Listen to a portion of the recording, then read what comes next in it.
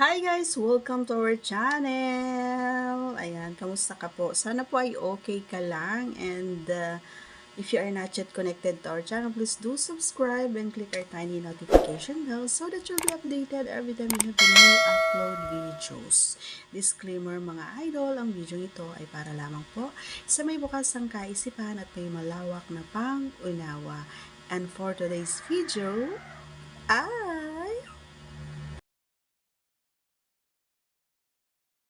sasagutin naman natin ang isang katanungan. Sabi ni Idol, Idol, masaya ka ba kahit kamay? Kahit kamay lang. Yan ang kanyang kasagutan. At syempre, thank you po sa inyong katanungan once again and sa suporta nyo. Okay, so sasagutin natin ito.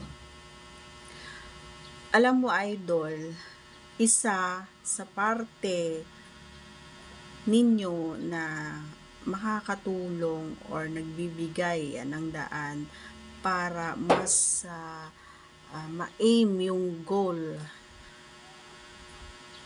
ko. Kasi nga, especially kasi minsan, alam mo, may mga kalalakihan ka din na, kasi na matagal, no? Matagal na tumayo. So, kahit na anong gawin ay talagang mahirap siyang tumayo. May mga ganon mga idol. So, may mga nagkakaroon ng problema ng ganon. So, syempre, mas maigi pa rin kung mag-consult kayo sa mga doctors, di ba? Yun ay napaka-importanting gagawin nyo. And, ang tawag dito, doon sa tanong mo kung masaya ba, Siyempre naman, gaya ng sinabi ko, yan yung isang bagay na ginagamit ko din para mapasaya ko yung sarili ko. So, edi lalo na kung ikaw yung yan yung gagamitin mo para sa akin, 'di ba? Lalong-lalo na kung alam mo naman na hindi talaga may mga pagkakataon talaga na nagkakaroon ng problema, especially ito mga idol kapag ang babae ang nangalabit and hindi ready si Junjun na talagang matagal na tumayo si Junjun.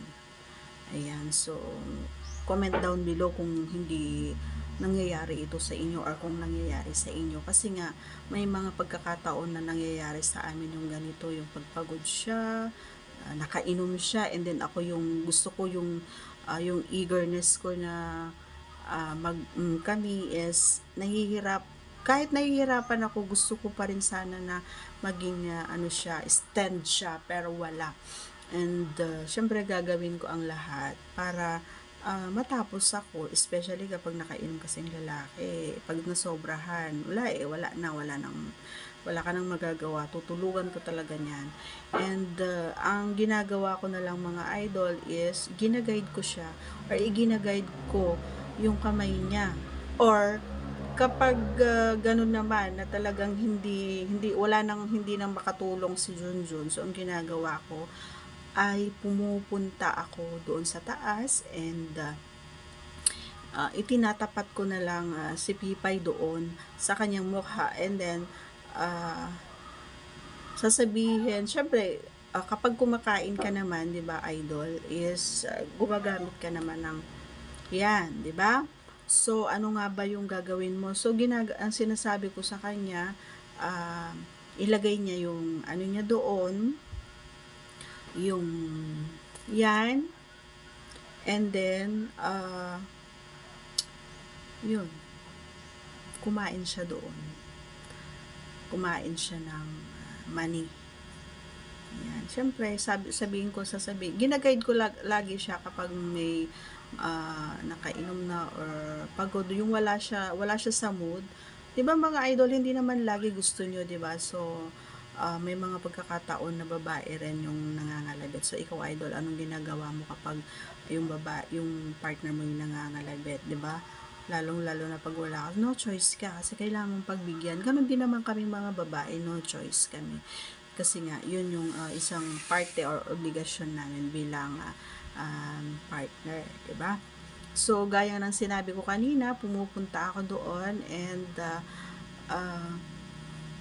iniisip ko na lang na yung kanyang iyan ay yung kanyang na si Junjun yun. And syempre, gaya ng sinabi ko, makakatulong yung kamay. Kasi nga habang kumakain siya doon ay magpasok and labas naman doon yung hand niya. 'Di ba? Na kahit hindi mo kahit wala si Junjun is natapos ako kasi nga i-guide ko siya. Kailangan kasi yon mga idol. Pero hanggat maaari ginagawa ko yung party ko na baka sakaling tumayo siya, pero pag wala talaga, so nag-iisip ako ng ibang way para matapos ako. Kasi hindi pwede, once na ako kasi yung nangalabit, hindi pwede na, hindi pwedeng matapos yung gabi na hindi talaga ako matatapos. Kailangan tapusin mo yan. Masakit ang ulo ko kapag hindi ako nakakatapos kasi yan. Yun yung totoo mga idol. Hindi ko alam sa mga partners nyo, hindi ko alam sa inyo. Umamin na kayo. Diba? Ganun lang yun. So, napakalaking bagay yung paggamit nito mga idol. Pero, hanggat maaari, syempre, mas masarap pa din kapag mas masarap pa din kapag silang dalawa yung nag-meet. Diba? Si Junjun at si Pipay.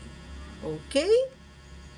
Kaya, drink moderately kapag may balak ka. Huwag sagad-sagad ang pag-inom. Okay? Para hindi matulog si Junjun. Okay, that's all for today's video mga idol. Thanks for watching. And don't forget to subscribe and click our tiny notification bell so that you'll be updated every time we have a new upload videos. I love you all guys. Take care cause I care.